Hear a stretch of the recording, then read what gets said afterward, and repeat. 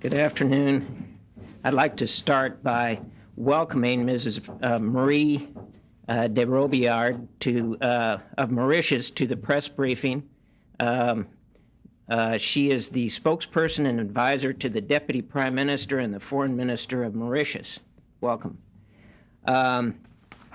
Also, just to update you on a release that was made last week, a C-141 departed Guayaquil, Ecuador, early this morning, bringing 5 burn victims from last week's plane crash to Houston for further medical care.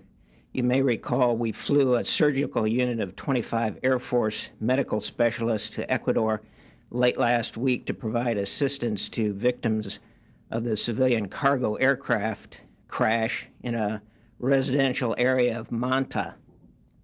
They provided a level of care that exceeded the capabilities of local facilities because of a lack of burn specialists, and Lieutenant Colonel Owens in DDI can provide you additional information if you need it. And with that, I'd be happy to try and answer your questions. Charlie.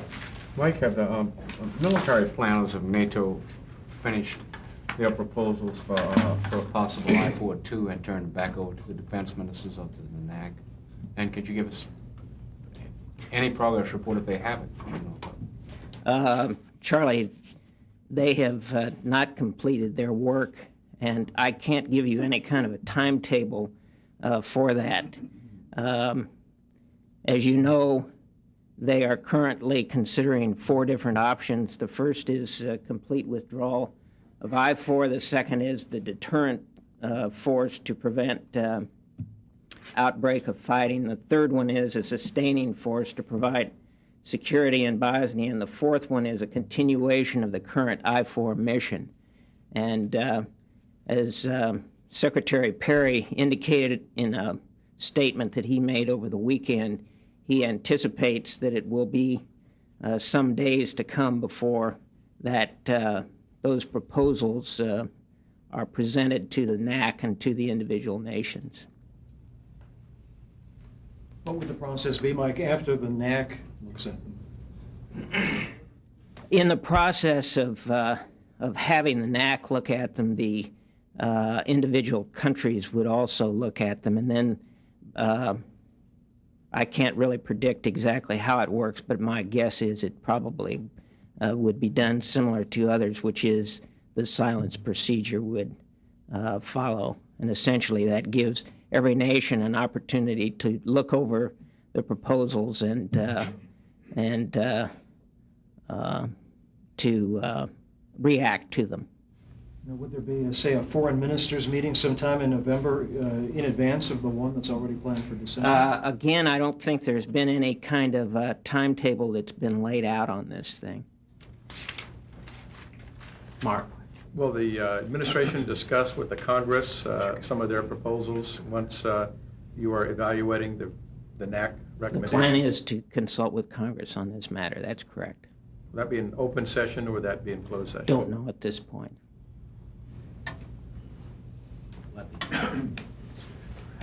Gulf War? Yes. Is there any update on notification process or the Indeed. letters having gone out or There anything, is. anything at all? Let me give you a rundown. Before I get to that, let me just say that the days following the expanded notification announcement have been the busiest in the history of the Defense Manpower Data Center hotline service for Persian Gulf incident reporting and for the Comprehensive Clinical Evaluation Program. The center has received 3,334 phone calls since the 22nd of October. The average before this was approximately 100 telephone calls a day since the summer of 1995. To give you some basis of the overall scope of this thing, the total calls between June 1994 and October the 28th, 1996 is about 43,000 telephone calls. There are on the Persian Gulf Incident Hotline. This is the one where individuals can call in if they have information relating to any experiences that they had in the Gulf. The telephone number, just for your notes, is 1-800-472-6719. And so far, since the October 22nd announcement, there have been 772 phone calls to the incident line. The other toll-free number, which is called the Comprehensive Clinical Evaluation Program, that telephone number is 1-800-796-9699. And there have been 1,137 phone calls to that telephone line since the announcement. Now, the difference in that line and the other one is this is the telephone line that individuals use to sign up for the clinical evaluation program. Now, you may ask, why don't those two add up? And the reason for that is that at times the number of telephone calls have exceeded the number of operators available, so that there have been about 1,425 calls which have been handled by what we call rollover operators. Those are individuals who are in the facility but don't have the questionnaire and have not received training on the questionnaire. And all they do is take down a telephone number and a name so that they can then have a qualified operator call back at a later time. And those callback calls are made either after hours or on Saturdays.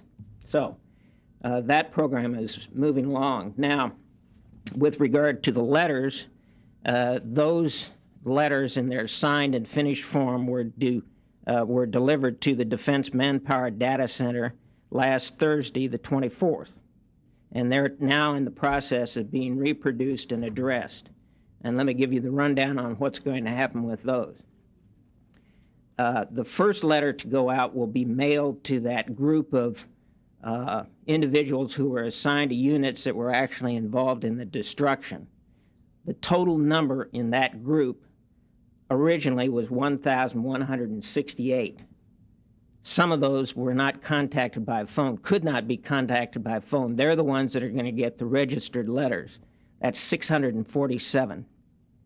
And we anticipate that those registered letters are going to be the first ones to go out, and they should be going out on Thursday of this week.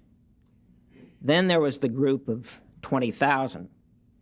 And the first of those letters are DoD affiliated. In other words, there are 20,000 individuals. Of that, 13,990 are still DoD affiliated, still on the active duty rolls or on the active reserve rolls.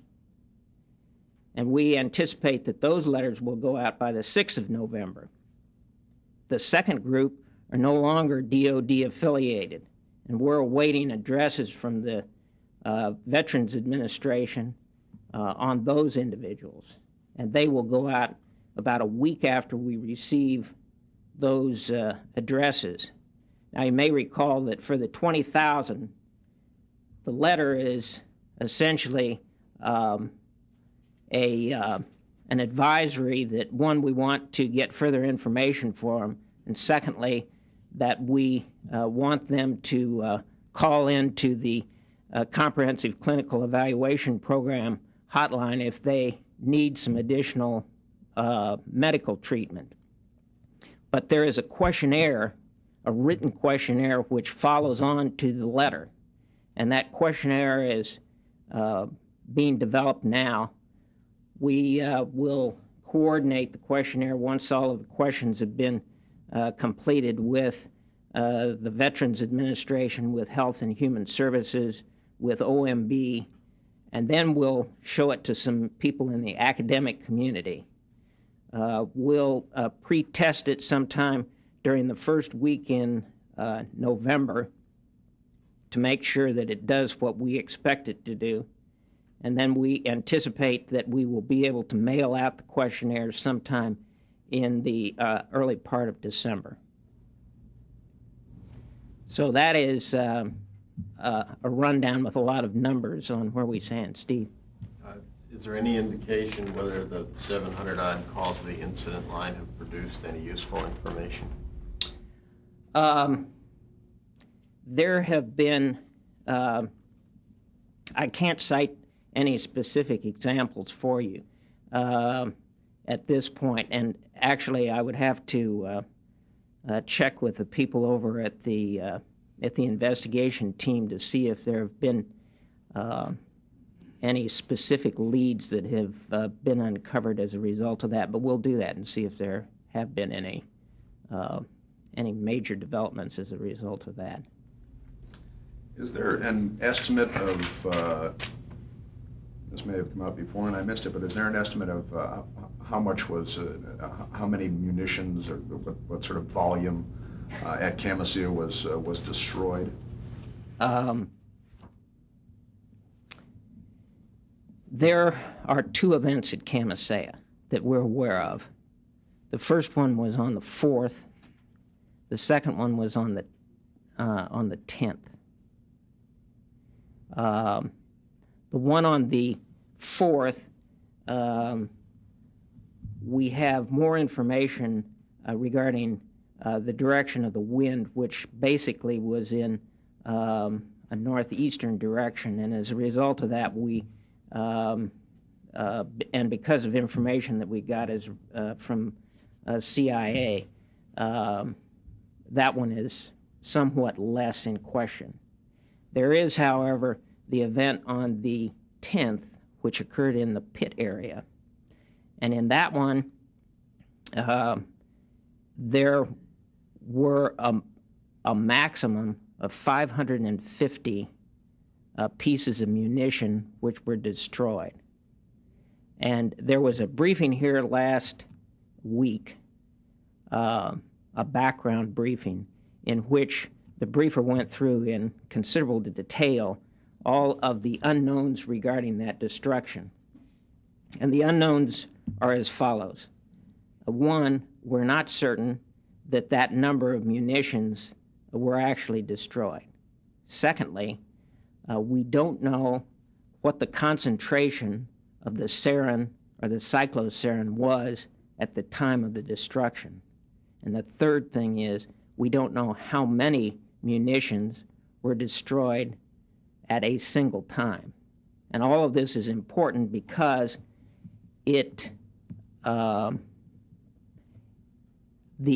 size of any kind of vapor that would have been produced as a result of the destruction activity would be determined to a large extent by what happened at the site. And because of all of these unknowns, there are a lot of questions, and that is why we are going through this rather lengthy process of trying to get in touch with individuals who were actually at the site and can perhaps provide us a greater insight into numbers and the procedures that they used to explode the ordnance, and whether the ordnance was all exploded at one time or whether it was exploded at several different times. It's still not known. Still not known. There are still a lot of unanswered questions. The number 550 is then an estimate? The 550 is an estimate based on the best information that we have, and that information comes from basically the Iraqis and from the munitions that were found by the UN observers who went in there after the destruction had taken place. They've been in there on 3 different occasions, and they actually have on one occasion they destroyed some of the munitions themselves, which contained mustard agent. We have transcripts of that briefing, which has, as I say, infinite detail on this. I want to correct one thing I said. The letters to the 647, I said that they were going to go out registered. They're actually going out certified, not registered. A minor detail, but we want to correct everything that we can here. Yes. Back to Bosnia. some reservists have been participating in Operation Joint Endeavor, and now their units just got called up. 9 additional reserve units got called up. Will they be allowed to participate on another 270-day call-up, or is the rule of law, Article Title 10, that these reservists can't serve more than 270 days? That sounds like a technicality that I shouldn't guess on, so let me look into that. I do know that there are some reservists who are replacing those who are already on duty, and this was required because, as many of you know, there are certain specialties that exist only in the reserve component and that have to be called up when their qualifications are required. But let me ask, let's take that question and see if we can get the exact answer for you. Thank you.